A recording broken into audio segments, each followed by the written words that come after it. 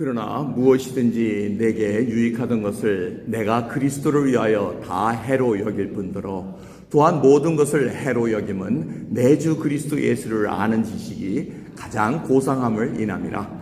내가 그를 위하여 모든 것을 잃어버리고 배설물로 여김은 그리스도를 얻고 그 안에 발견되려 함이니 내가 가진 의는 율법에서 난 것이 아니요 오직 그리스도를 믿음으로 말미암은 것이니 곧 믿음으로 하나님께로서 난 의라.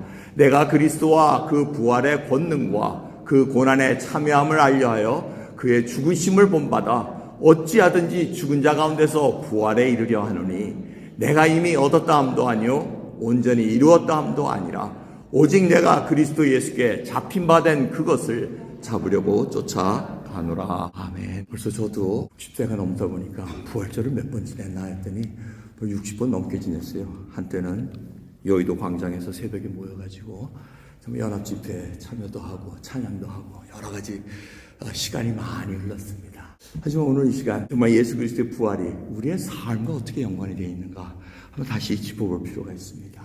예수 그리스도께서 살아나셨다는 것은, 사망에 가두지 못했다는 것은 죄가 없으셔서 그렇습니다.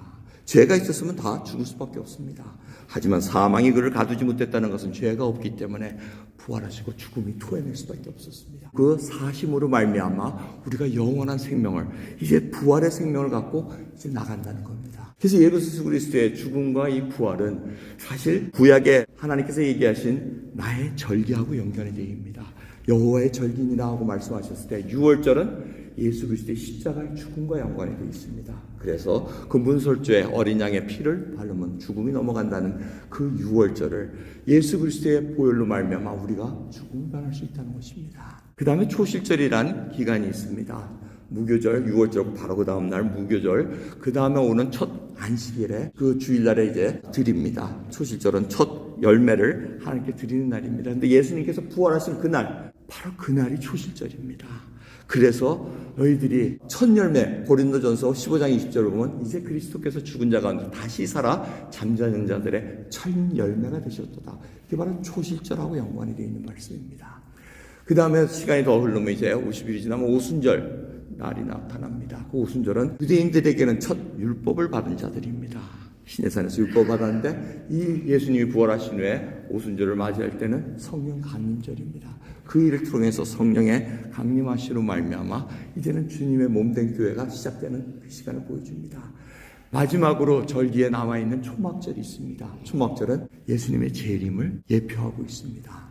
6월절, 초실절, 오순절, 초막절이 모든 것은 그림자입니다. 실체가 예수 그리스도로 말미암아 드러났습니다. 그리고 지금 이루어지지 않은 것은 초막절인 예수 그리스도의 재림이 아직 남아있습니다. 그때까지 저희들이 지금 부활하신 예수 그리스도를 믿고 다시 오실 주님을 기다리고 있는 것입니다. 여기까지 머리가 좀 복잡하셨어요? 이게 또 제가 항상 이렇게 좀 리마인드를 해드려야 되니까. 맞습니다. 부활이 없으면 뭐라 그럽니까? 성경에서 고린도서 15장 14절을 보면 그리스도께서 만일 다시 살지 못하셨으면 우리의 전파하는 것도 헛것이요 또 너희 믿음도 헛것이라는 얘기입니다.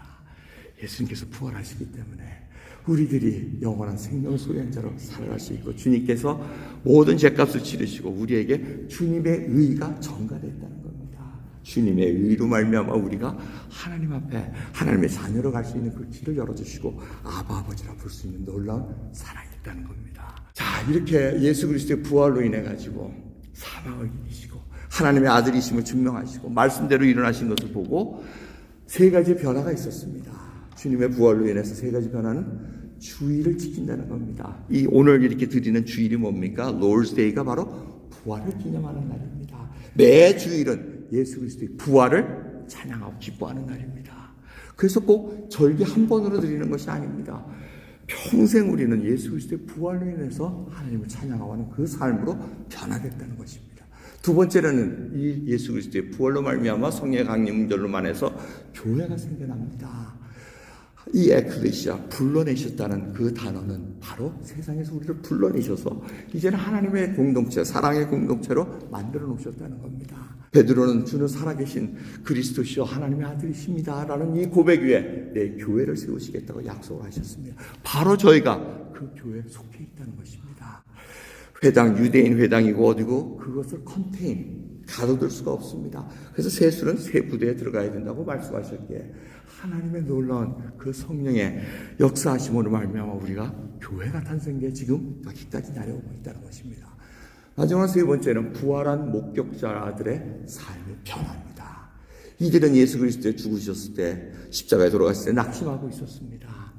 그런데 이들이 부활하시고 예수 그리스도의 놀라운 그 증거를 맛본 후에는 주님의 십자가와 부활에 대해서 강력하게 증거합니다. 베드로가 설교한 내용이 뭡니까? 사도행전 2장 36절을 보시면 너희가 십자가에 못 박은 이 예수를 하나님이 주와 그리스도 되게 하셨느니라 하고 부활에 대해서 증거를 하고 있습니다. 여러분, Lord and Christ라는 것, 바로 나의 주인이시고 나의 구원자 되셨다는 것을 강하게 얘기하고 있습니다. 여러분, 이 세 가지 중에 여러분들이 뭘 제일 잘하고 계십니까? 주일 잘 지키시죠? 그리고 교회도 많이 몰부돼가지고 잘하시고. 근데 마지막 부활을 목격한 자의 삶의 변화에 대해서는 어떠한 삶을 사시는지 오늘 그거를 한번 살펴보고자 합니다. 이 부활신앙이라는 것, 우리가 말로는 많이 합니다. 근데 부활신앙이 과연 나하고 무슨 상관이 있느냐? 이 천국 시민의 삶이라는 게 과연 무엇인가? 프란시스 셰퍼라는 유명한 목회자이시면서 신학자가 계십니다. 스웨덴인가 어디서 라블이라는 공동체를 만드셔가지고 젊은이들을 회개시키고 변화시킨 그런 놀라운 분이신데 이분이 결론적으로 얘기한 게 있습니다. 그리스도인들에게는 오직 한 가지 과제만 남아있다. 그것은 어떻게 부활의 삶을 살아내느냐는 겁니다. 여러분, 구원받고 부활의 삶을 소유해가지고 부활의 신앙을 갖고 살아가는 건 우리의 삶으로 살아내는 것입니다. 과연 그 삶이 무엇인가? 오늘 본문 말씀을 통해서 살펴보고자 합니다. 사도 바울이 그 말씀을 합니다. 내가 죽은 자 가운데서 부활에 이르게 하느니 하고 말씀합니다. 이 죽은 자라는 것은 바로 예수 그리스도 믿기 전에 내가 살아있는 것 같으나 그 생명은 죽어 있었다는 것입니다. 그게 바로 우리가 구원받기 전에 어떤 상태라는 것을 알려주고 있다는 겁니다. 그러기에 예수 그리스도를 믿은 후에는, 부활하신 예수 그리스도를 만난 후에는 너희가 그리스도와 함께 다시 살리심을 받았으면 위의 것을 찾으라고 얘기합니다. 위의 것을 생각하고 땅의 것을 생각지 말라고 얘기합니다. 이게 바로 죽음이 있은 후에야 바로 부활의 생명을 갖고 있었다는 것입니다. 여러분, 과거의 삶과 예수 그리스도를 믿은 후의 삶이 사도 바울은 어떻게 고백하고 있습니까? 내게 유익하던 거, 내가 죽어 있을 때 그렇게 쫓아가지고 살아갔던 그 모든 것들이 이제는 그때는 유익하다고 생각했는데 그리스도를 위하여 이제 다 해로 여긴다고 얘기합니다. 모든 것을 해로 여기면 내 주 그리스도 예수를 아는 지식이 가장 고상하노니만이라. 예수 그리스도를 믿은 후에 가장 고귀한 것이 예수 그리스도를 아는 것이라고 얘기합니다. 그런데 문제는 우리가 예수 그리스도를 믿은 후에 과거에 지향했던 삶의 원리, 가치관, 그리고 삶의 목표, 이 땅의 것들을 계속해서 연장선상에 놓고 살려기 때문에 문제가 있다는 겁니다. 우리에게 왜 부활신앙, 정말 하나님을 강하게 증거하며 하나님 예수 그리스도만이 나의 모든 것 된다는 고백으로 왜 못 살아갑니까? 과거에 지향했던, 죽었을 때 갖고 있던 그 삶에 지배하는 원리들을 우리가 계속 가져가려는 겁니다. 단절시켜야 되는데 그것을 단절 안 시키고 오히려 그거를 연장선상에서 놔가지고 예수 그리스도의 부활신앙에다 결합시켜가지고 내가 원하는 것을 이루려고 한다는 것입니다. 그럼 주님께서는 그걸 원하지는 않으십니다. 그래서 이 사도 바울이 깨달았습니다. 예수 그리스도를 만난 후에 내가 과거에 죽어 있을 때 가지고 있던 그 가치관, 내가 목표하고 했던 모든 것들이 이제는 배설물이었구나. 왜 배설물이라 그럽니까? 바로 죄의 종로를 타고 있었다는 것입니다. 좋은 예가 바로 부활하신 예수 그리스도께서 엠마오로 가는 두 제자를 만난 사건입니다. 이들은 예수 그리스도께서 분명히 자기네들의 원하는 그 니드와 디자이어를 다 이루어줄 거를 알고 있었습니다. 근데 그것이 다 한순간에 무너져 버립니다. 그리고는 부활하셨다는 그 소식 듣고도 믿지를 않습니다. 낭망해가지고 엠마오로 향할 때 예수님께서 동행하십니다. 그리고 알려주십니다. 너희들이 어떻게 살아야 되는가? 예수 그리스도가 누구신가를 다시 깨닫게 하고 그들에게 떡을 지어서 축사했을 때 그들이 눈이 밝아졌다 그럽니다. 여러분, 우리는 이러한 변화가 있어야 됩니다. 부활의 신앙이 무엇인가? 정말 내가 과거에 갔던 그 원리로 내가 원했던 것을 이루기 위해서 예수 그리스도를 믿는 것 아닙니다. 그거 버리셔야 됩니다. 사도 바울이 그래서 이 오늘 본문 말씀 빌립보서 3장 말씀을 가지고 이렇게 얘기합니다. 내 주 롤드입니다. 주인이십니다. 그리스도 예수를 아는 지식이 가장 고상함을 인하니라. 내가 그를 위한 모든 것을 잃어버리고 배설물로 여김은 그리스도를 얻고 그 안에 발견되려 하니 하고 얘기합니다. 만약 과거에 살던 그 모습으로 자기의 것을 이루려 했으면 사도 바울이 어떻게 했겠습니까? 배설물로 여기질 않습니다. 더 귀하게 사용하려고 할 겁니다. 자기의 갖고 있던 지식과 학식, 출신, 재물 이런 거 가지고 한 자리 차지하려고 했을 겁니다. 여러분 예수 그리스도를 믿은 후에 아직도 자기가 높여지기를 원하십니까? 아니면 아직도 정말 내가 이 한을 못 풀었는데 세상에서는 한을 못 풀었는데 교회 와서라도 좀 한을 풀고 싶습니다 라는 분들도 꽤 많습니다. 근데 그건 착각입니다. 교회는 여러분의 디자이어를 만족시켜주는 것이 아니라 예수 그리스도 앞에 내가 누구인 것을 깨닫고 주님 앞에 정말 이제는 천국 백성으로 부활의 신앙을 가진 자로서 이제는 천국에 사는 원리, 하나님이 가르치셔서 하나님의 말씀의 원리대로 살아가는 길을 배우는 것입니다. 착각하지 마시기 바랍니다. 제일 안타까운 건 목회자로서 정말 교회를, 믿음을, 하나님을 이용해서 자기가 좀 어떻게 해보려는 자리 하나 차지하고 이런 것들을 자꾸 지향하는데 안타까운 마음이 든다는 것입니다. 그래서 오늘 말씀을 통해서 여러분 세 가지로 좀 점검해보고자 합니다. 부활신앙을 가진 자는 그리스도 예수께 잡힌 바 된 그것을 잡으려고 쫓아간다고 얘기합니다. 예수님께서는 우리로 하여금 천국 시민으로 이끌어갈 그 성품을 계속 만들어 가신다고 누차 강조했습니다. 그래서 여러분 이 삶이 나에게 있는가 한번 점검해 보시기 바랍니다. 첫 번째는 감사하는 자입니다.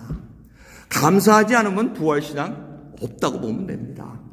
그저 불평하고 분노하고 자기 자랑하기에 바쁘고 인정 못 받으면 화가 나고 자기 있는 것에 만족하지 못하고 자꾸 다고다고 하면서 주님께 요구하는 것, 이 하나하나가 지금 아직도 부활신앙을 내가 온전히 깨닫지 못하고 갖고 있지 못하구나 이렇게 얘기해야 됩니다.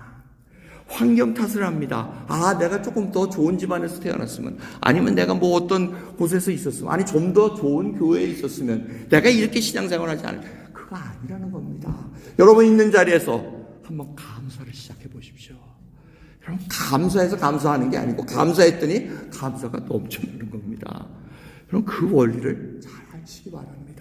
여러분 왜 우리가 이렇게 불평분노, 감사하지 못하는 자로 변한지 아십니까? 우리가 거기에 익숙하기 때문에 그렇습니다. 창세기 3장 5절을 보면 어떻게 됩니까? 마귀가 딱 유혹할 때, 야, 안 그래. 너 먹으면 하나님과 같이 되는 거야 하고 얘기합니다. 하나님 자리에, 우리가 그래서 원죄가 뭡니까? 하나님 자리에 앉아있는, 하나님같이 되려는 겁니다. 돼 있습니다. 내 삶 내가 주장하려고 합니다. 내가 이것을 컨트롤을 못하면 아주 그냥 못 견뎌야 합니다. 이게 바로 타락한 심령의 티피컬한 모습입니다. 저와 여러분이 다 그러한 모습이었습니다. 안 되면 안절부절하고 불안하고 두려워 떨립니다. 우리는 그래서 지배하는 자로 자꾸 쓰려고 하는데 갑자기 예수님이 나의 주인이 되시고 주와 그리스도가 됐다는 그 고백 속에 이제는 주님 말씀 내가 순종해. 근데 이게 잘 안 됩니다.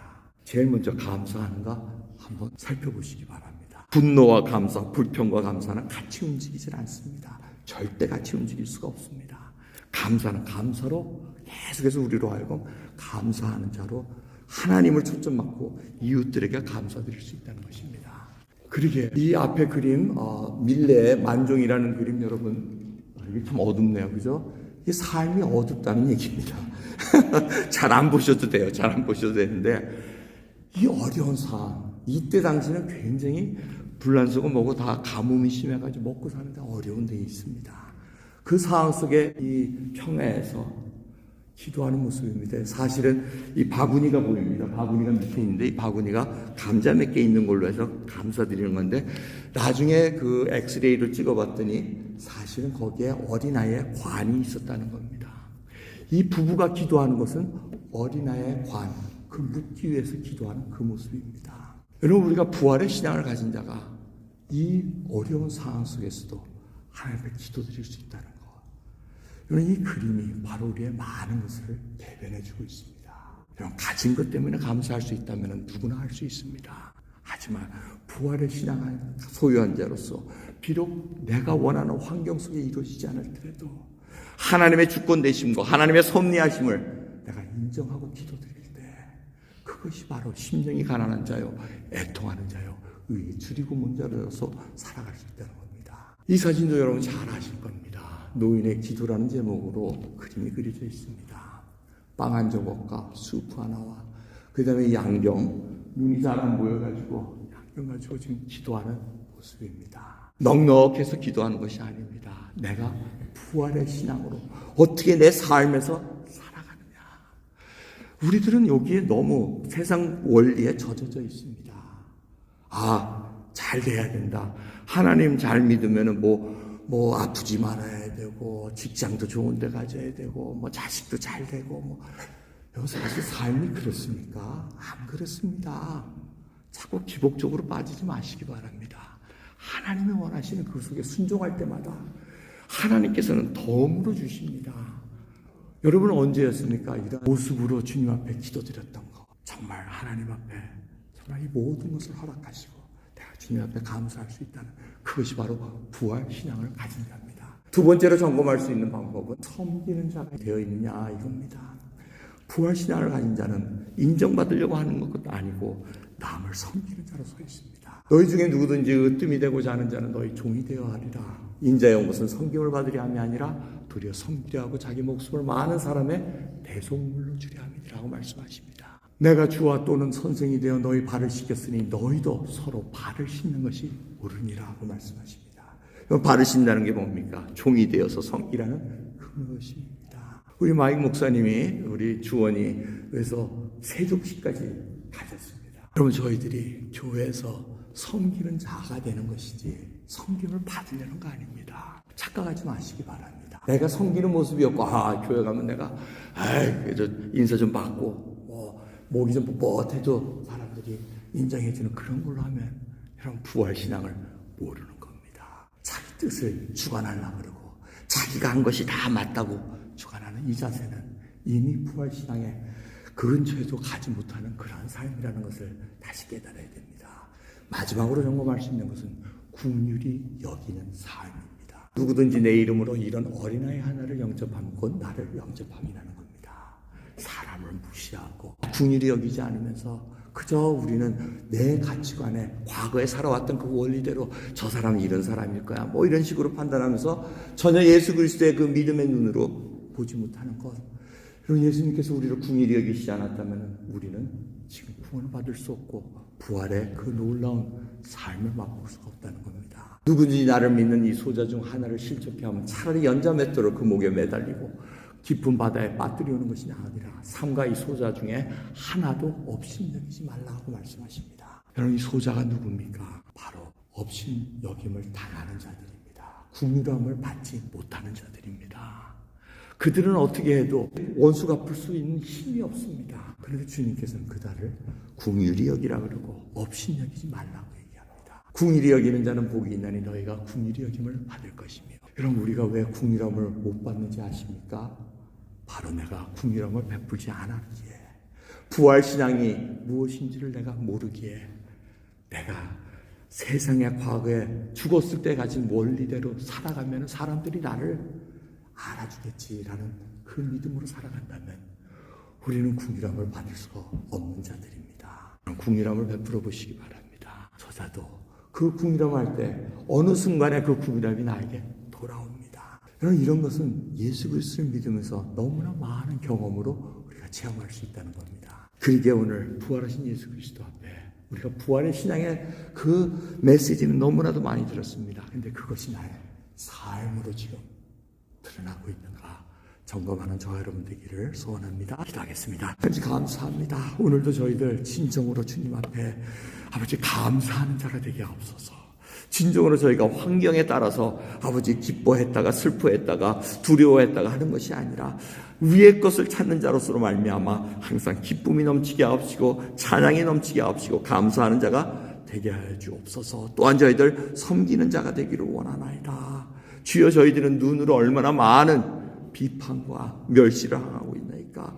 그 하나하나가 이제는 섬기는 자의 그 부활 신앙을 가진 자로서 살아가게 하옵시고 이웃을 변화시킬 수 있는 하나님의 백성으로 인도해 주시옵소서. 다 마지막으로 저희들 긍휼히 여기는 자가 되기를 원하나이다. 아버지, 저희들 얼마나 연약한 자들을 업신여겼나이까. 주여, 그 하나하나가 이제는 주님 앞에 믿음의 눈으로 바라보므로 말미암아 섬기고 긍휼히 여기는 자로 쓸 수 있도록 은혜 베풀어 주옵소서. 감사드리며 우리 예수 그리스도의 이름으로 기도드렸나이다. 아멘.